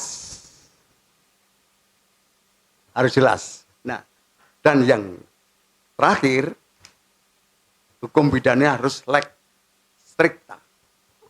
Yang saya soroti adalah lex stricta. Bahwa di dalam hukum pidana tidak boleh ditafsirkan ya, dengan menggunakan analogi. Tidak boleh menggunakan anggapan, tidak boleh menggunakan suatu asumsi. Artinya apa?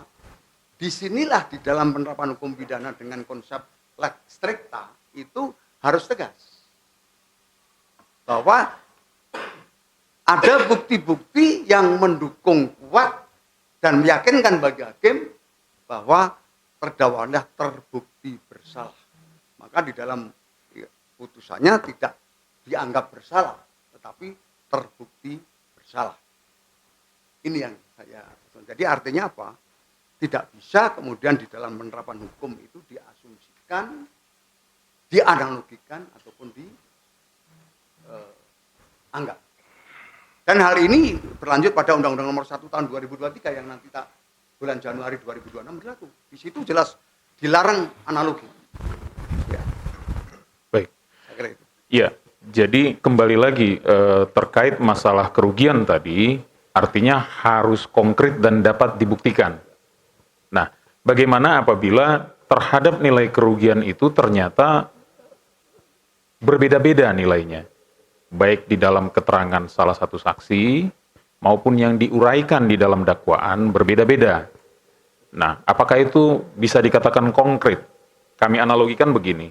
Jadi di dalam satu dakwaan dikatakan bahwa akibat dari perbuatan itu korban telah dirugikan senilai 270 juta atau setidak-tidaknya lebih dari 2.500.000. Jadi satunya 270 juta atau setidak-tidaknya lebih dari 2.500.000. Sementara di dalam pengakuan saksi yang diajukan oleh korban, dalam hal ini korban sendiri, itu malah menyatakan kerugiannya 270 miliar. Nah, apakah yang seperti ini yang dimaksudkan konkret tadi nilai kerugiannya? Silakan ahli. Izin Hakim yang mulia, saya tidak mengesampingkan terhadap apa yang disampaikan oleh jaksa di dalam dakwaan. Perbedaan-perbedaan itu mungkin akan terjadi ketika mendekatkan pada suatu kerugian yang dapat dibuktikan.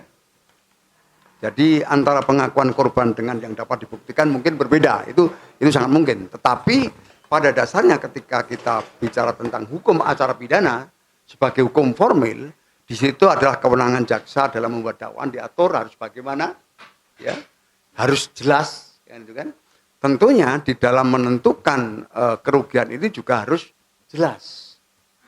Nah, jika antara yang satu dengan yang lain terdapat perbedaan, mungkin dalam BAP dengan tuntut dakwaan jaksa itu berbeda, ini mungkin akan terjadi suatu keraguan-keraguan, ya, dapat dinilai keraguan-keraguan di dalam menentukan suatu kerugian itu.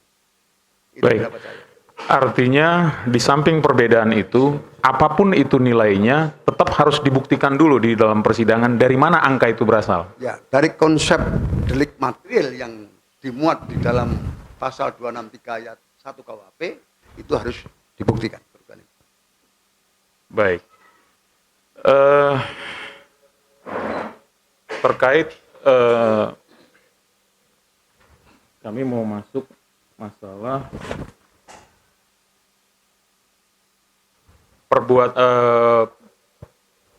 perbuatan konkret yang tadi ahli maksudkan dalam pasal 263 tadi, artinya harus ada pemahaman juga bahwa ada kesalahan di sana, kemudian pada saat dilakukan pemberian kuasa,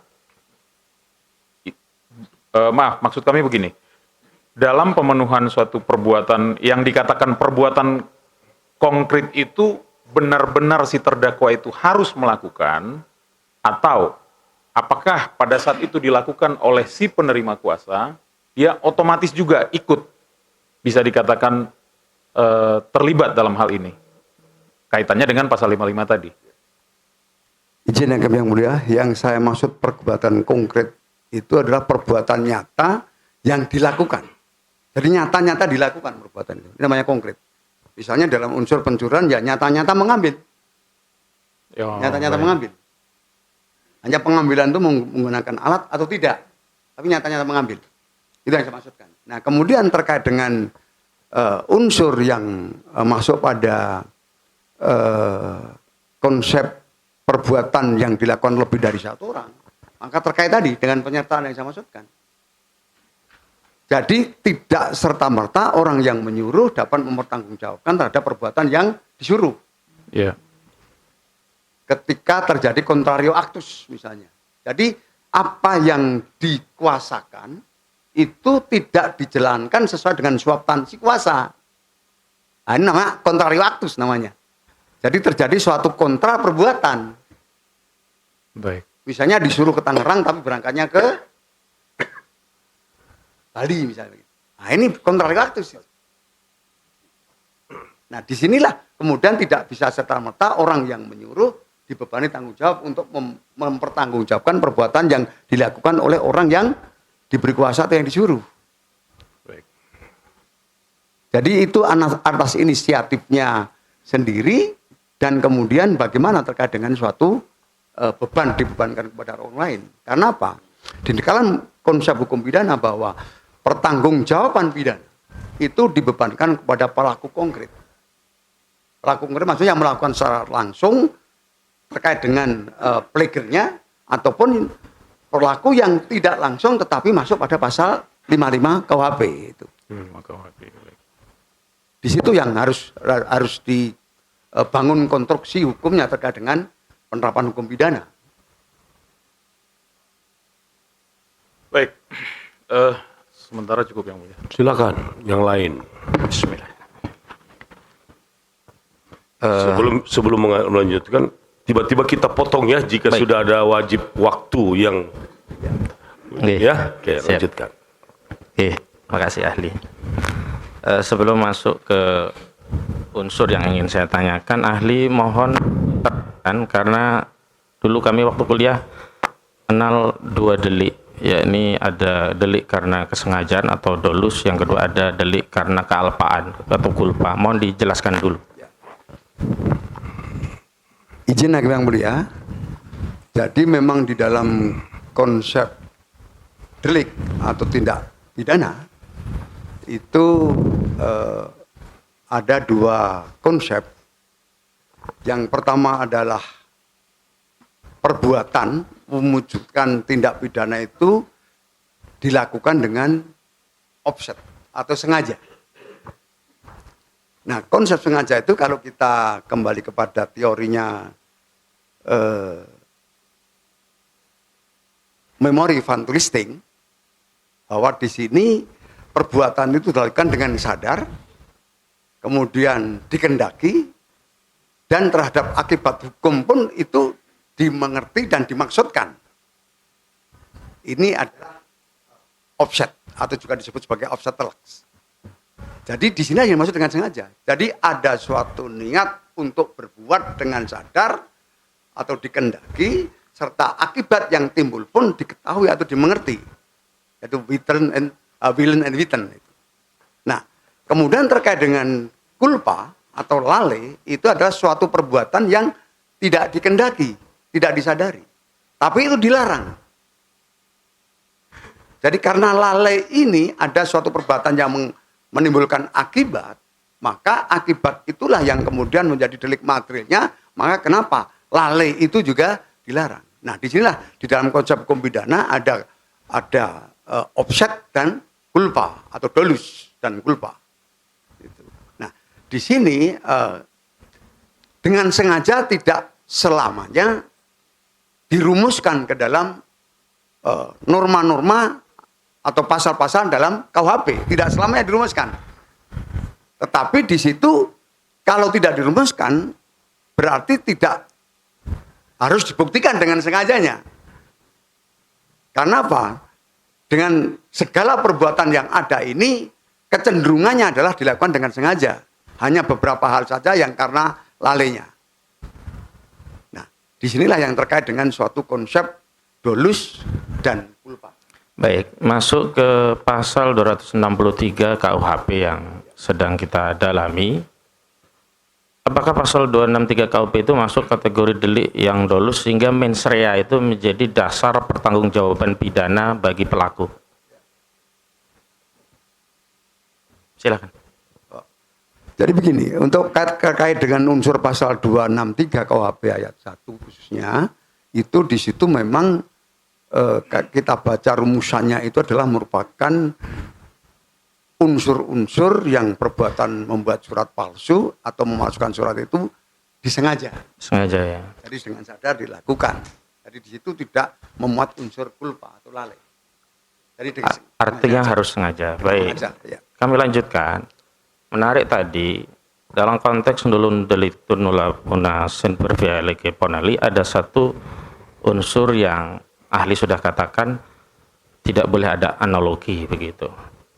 Artinya dalam hukum pidana tidak boleh ada analogi. Nah, dalam unsur 263 itu ada frasa atau redaksi yang menyatakan, saya baca lengkapnya dulu ya, izin ya Milwas. Silakan.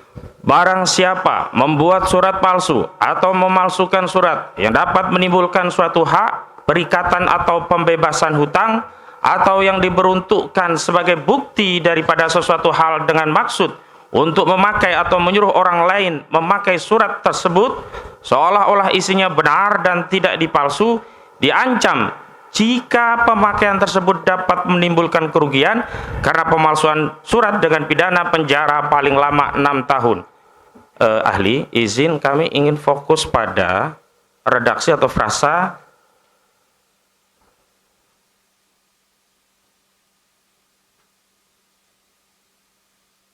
sebentar tadi.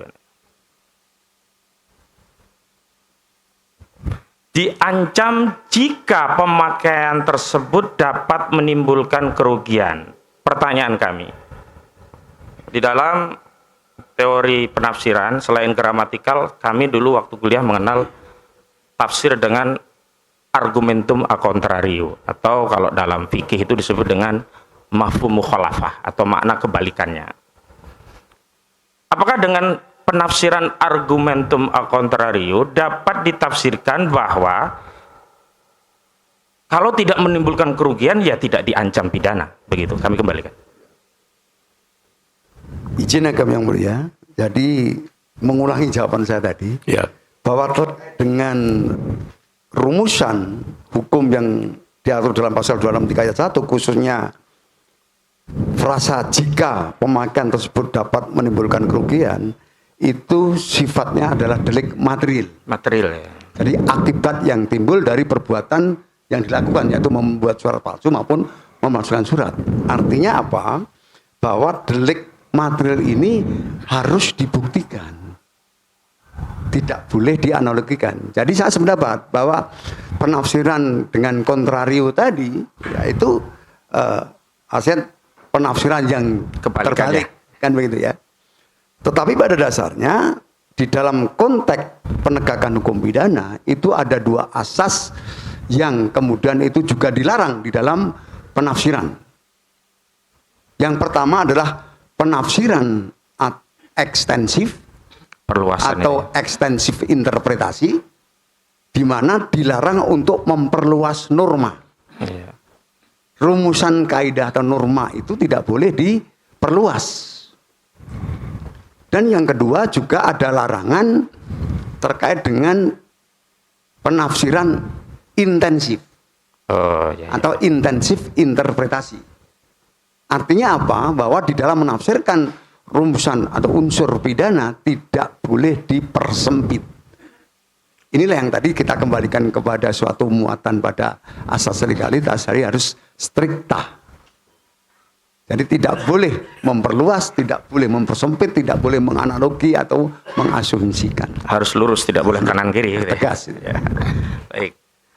Dalam konteks unsur-unsur pasal dalam rumusan pasal yang redaksinya lengkap, apakah untuk membuktikan suatu perbuatan dan berkonsekuensi bahwa perbuatan itu akan mendapatkan pertanggungjawaban pidana bagi pelakunya, seluruh unsur itu harus terpenuhi? Di dalam suatu konsep hukum pidana, khususnya dalam teori pembuktian, bahwa terkait dengan unsur-unsur hukum yang dirumuskan di dalam rumusan pasal, kecuali yang bersifat alternatif, itu wajib atau harus semua dibuktikan. Kecuali yang bersifat alternatif. Saya rinci, yang alternatif misalkan menimbulkan hak atau perikatan, berarti alternatif itu salah satunya ya. Ya, baik, salah satu saja. Baik. Jadi ada tidak di dalam suatu perbuatan itu menimbulkan sesuatu hak, ada tidak perikatan atau pembebasan hutang, ada atau tidak, itu tidak semua harus dibuktikan. Tapi Itu yang alternatif itu ya. Ya. Tapi selebihnya semuanya harus dibuktikan. Baik. Apa konsekuensi jika unsur pasal itu tidak bisa dibuktikan keseluruhannya, yang sifatnya kumulatif bukan yang alternatif? Izin Hakim yang mulia, jadi kita menggunakan teori pembuktian yaitu Bewijslast. Ya, di dalam teori pembuktian ada parameter Bewijslast. Bewijslast itu adalah pembagian kewenangan pembuktian yang di dalam hukum perdata dikenal sebagai actoris in cambis probatio. Jadi di dalam asas itu bahwa di dalam konsep hukum perdata siapa yang menggugat atau yang mengumpulkan dalil itu wajib membuktikan. Nah, di dalam konteks hukum pidana di sini bahwa jaksa yang berkewajiban untuk membuktikan terhadap dalil-dalil dakwaan. Nah, tentunya dakwaan itu adalah antara perbuatan konkret yang dikumpulkan sebagai fakta hukum, ya. Kemudian fakta hukum itu dikaitkan dengan unsur pasal yang dirumuskan di dalam KUHP.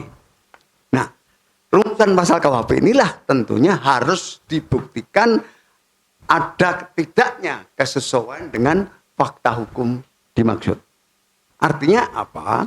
Bahwa terhadap dalil dakwaan jaksa yang ada dalam dakwaan jaksa itu semua harus dibuktikan. Semua harus dibuktikan. Dikaitkan dengan unsur pasal yang dirumuskan sebagai dasar dakwaan tadi. Baik. Nah, izin Hakim yang mulia, kadang-kadang ada suatu hal yang terbalik di dalam pembuktian di negara kita ini.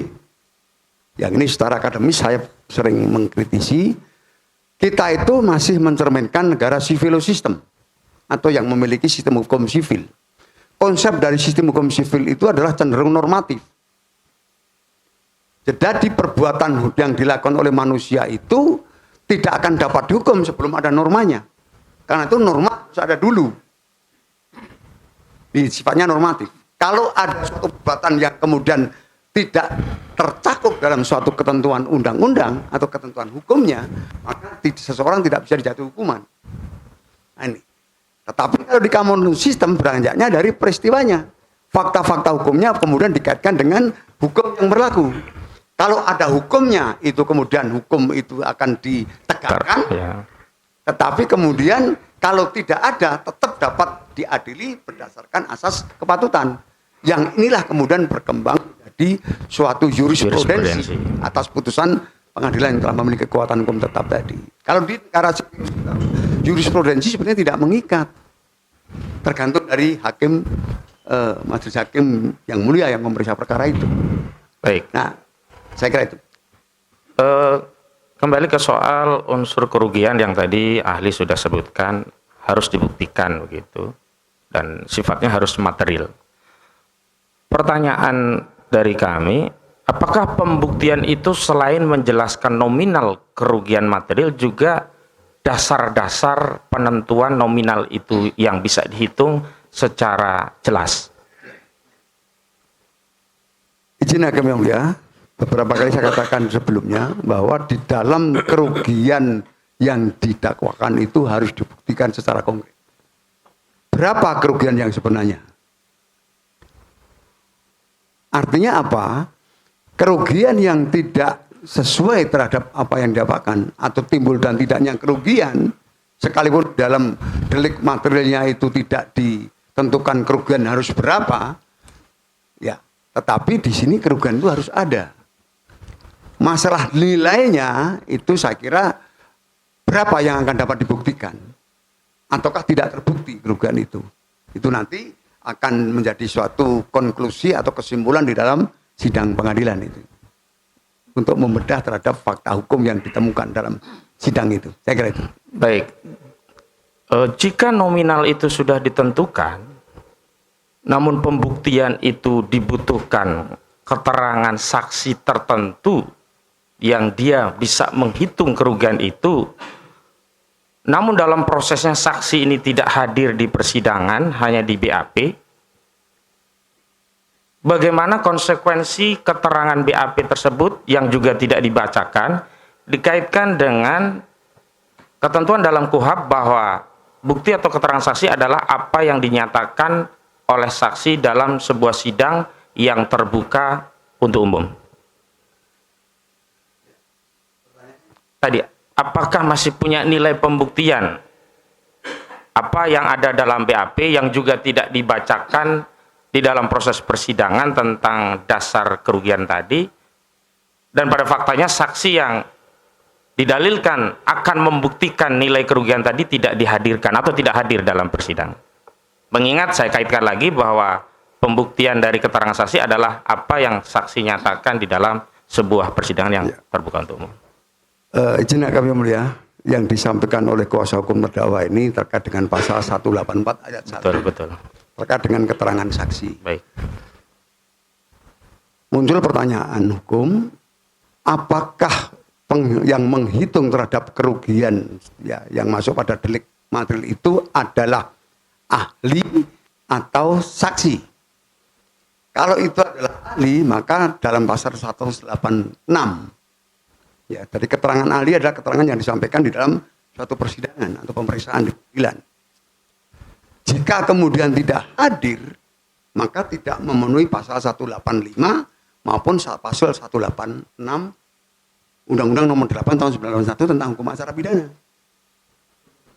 Artinya apa? Tidak disampaikan dalam persidangan itu tidak dapat dikualifikasi atau memiliki bobot atau memiliki nilai sebagai kesaksian ataupun keterangan ahli. Baik, terima kasih. Cukup. Selanjutnya,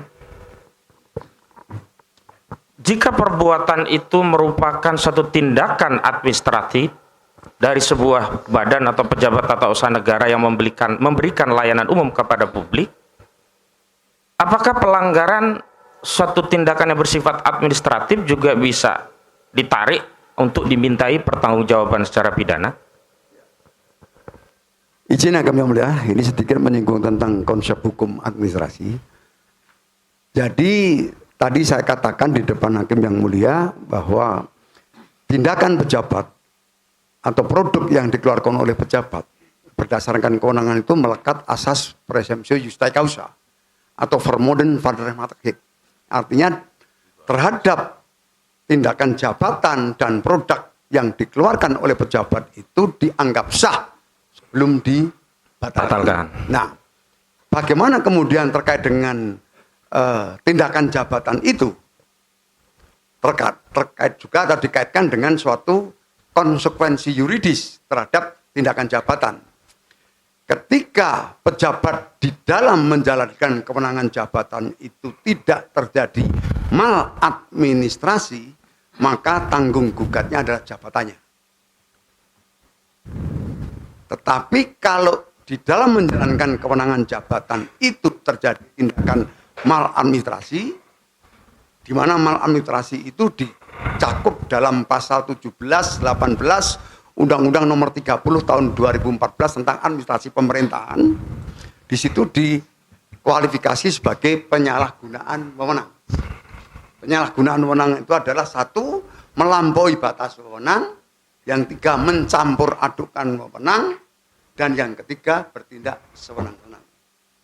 Ketika ada penyalahgunaan dari pejabat dalam menjalankan wewenang jabatannya, disinilah tanggung gugatnya beralih dari dari tanggung jawab jabatan menjadi tanggung jawab individu. Baik. Nah, karena itu ketika kita mengungkap terhadap suatu tanggung jawab jabatan dan individu, itu harus kita gali dulu ada tidak penyalahgunaan kewenangan yang dilakukan oleh pejabat dalam menjalankan wewenang dimaksud. Baik, saya sekarang ingin konkretkan pada sebuah peristiwa di mana masyarakat atau rakyat mendapatkan layanan administrasi dari badan atau pejabat TUN, dalam hal ini BPN. Dalam pendapat ahli yang lalu ditegaskan bahwa mengisi formulir itu hanyalah tindakan administratif, sehingga jika itu tidak bisa dilengkapi, konsekuensinya adalah administratif, yakni tidak mendapatkan layanan administratif dari badan pejabat TUN tersebut, bukan kemudian berkonsekuensi pidana. Pendapat ahli mengenai hal ini seperti apa? Izin yang mulia, tadi sudah saya sampaikan pada pendapat saya sebelumnya, bahwa terkait dengan suatu tindakan yang dilakukan oleh pejabat, sampai tadi saya menanyakan, apakah ini form dibuat oleh pejabat yang berwenang atau diisi sendiri oleh orang yang sebagai pemohon. Ternyata tadi sudah kita pahami bahwa itu adalah form. Form yang dituangkan atau yang dibuat oleh pejabat ini dalam batas kewenangannya. Karena itu sepanjang membuat form itu bagian dari syarat yang harus digunakan di dalam teknis pengurusan sertifikat, maka di sini pejabat itu tidak bisa kemudian mempertanggungjawabkan terhadap isian-isian yang salah, tetapi mempertanggungjawabkan terhadap form yang dibuat. Mempertanggungjawabkan form dibuat. Kalau form yang dibuat itu adalah kemudian menjadi suatu hal berakibat hukum, maka bagaimanapun juga ada suatu konsekuensi logis terkait dengan profesionalisme dari pejabat. Jadi ketidakhati-hatian atau ketidaktelitian di dalam suatu menilai atau membuat form. Itu yang nanti masih izin yang kami mulia. Jadi luas dan panjang untuk mengkaji itu. Jadi tidak bisa serta-merta terkait dengan itu. Jadi membutuhkan analisis yang panjang. Ya, ahli, saya masuk ke agak akhir begitu. Dalam proses hukum itu dikenal istilah putusan frispah dan onslah gitu. Mohon dijelaskan apa itu putusan bebas dan lepas itu. Ya. Izin Hakim yang mulia, berdasarkan pengetahuan saya, putusan onslah itu adalah putusan pengadilan, ya, yang menyatakan bahwa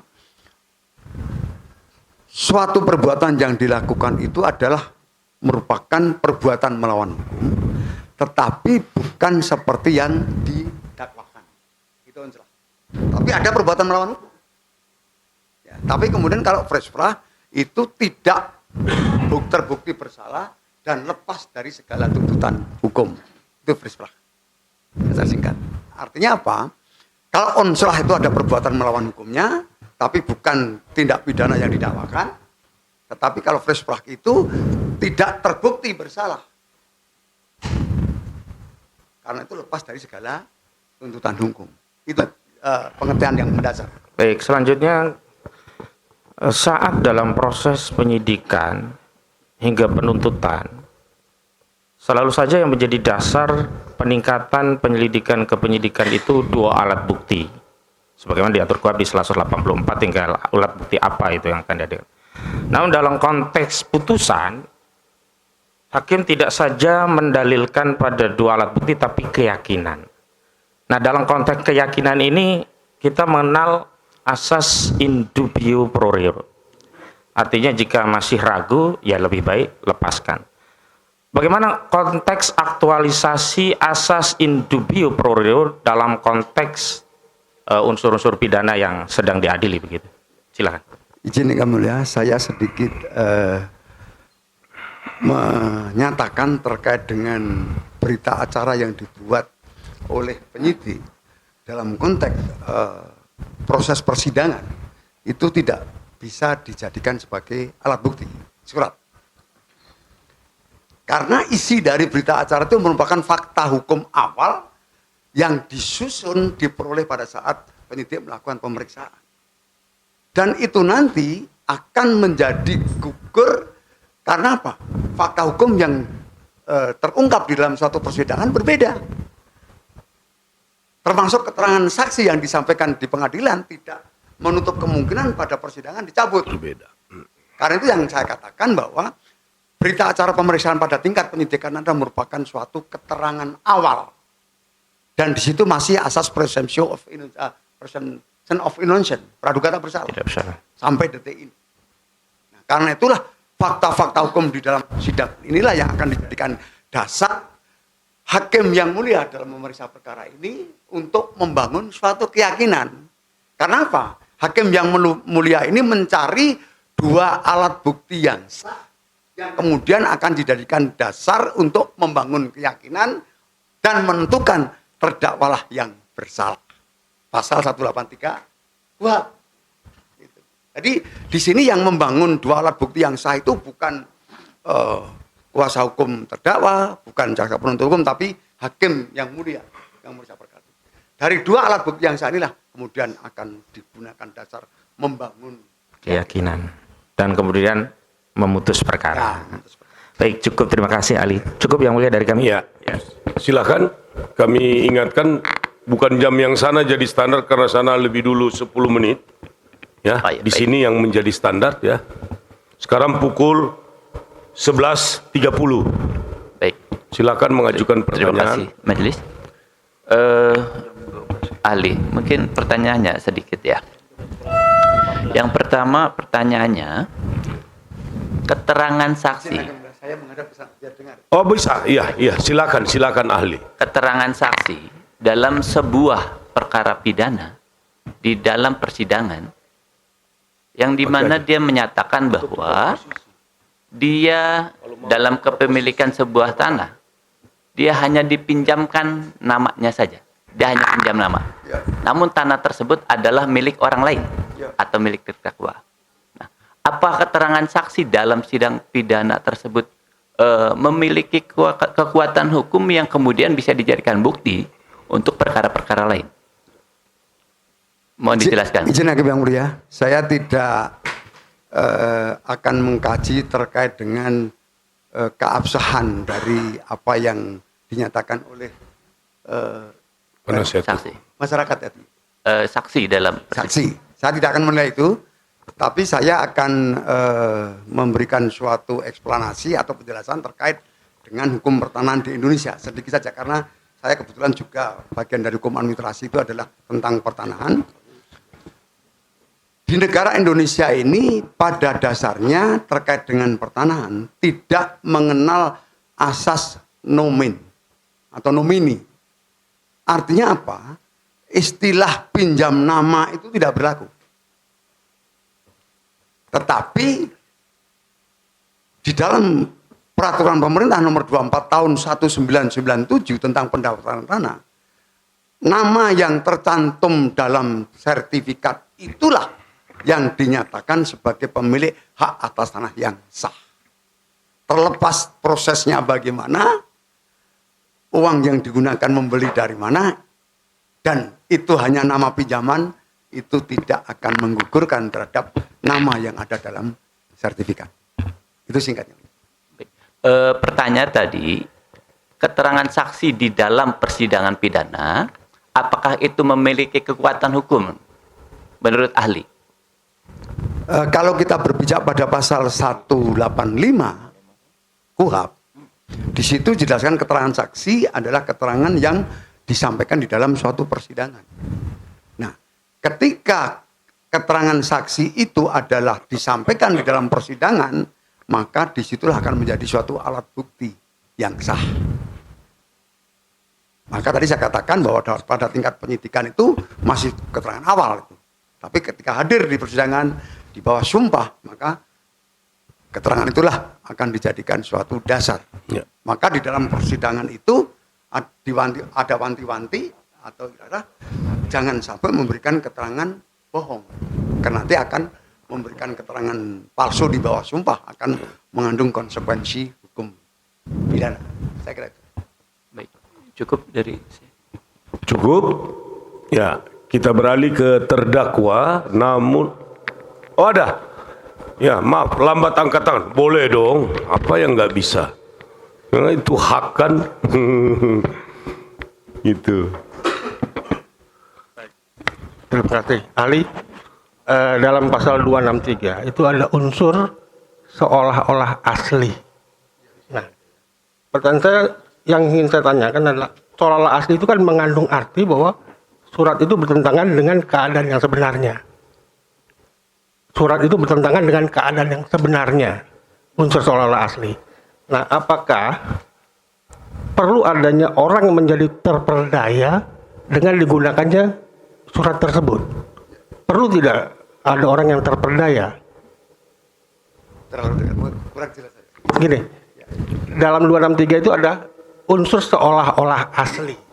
Nah, makna arti dari seolah-olah asli itu kan surat itu bertentangan dengan keadaan yang sebenarnya. Karena seolah-olah Ya. Seolah-olah asli, jadi kalimat seolah-olah asli bertentangan dengan keadaan yang sebenarnya. Sampai situ dulu frasanya. Lanjut. Ya. Nah, apakah perlu ada orang yang terperdaya dengan digunakannya surat tersebut? Ya, terperdaya. Terperdaya. Terzalimi lah, kita pakai istilah terzalimi. Perlu, ya, kita pakai istilah terzalimi ya. Terzalimi. Apakah butuh orang yang harus ada orang yang terzalimi atau terpedaya? Kaitan dengan frasa tadi, ya silakan. Ya, izin Hakim yang mulia, konsep seolah-olah asli itu sebenarnya lahir dari pelaku yang menggunakan surat-surat itu dianggapnya ini asli, diyakini ini asli. Iya. Tapi kemudian digunakan.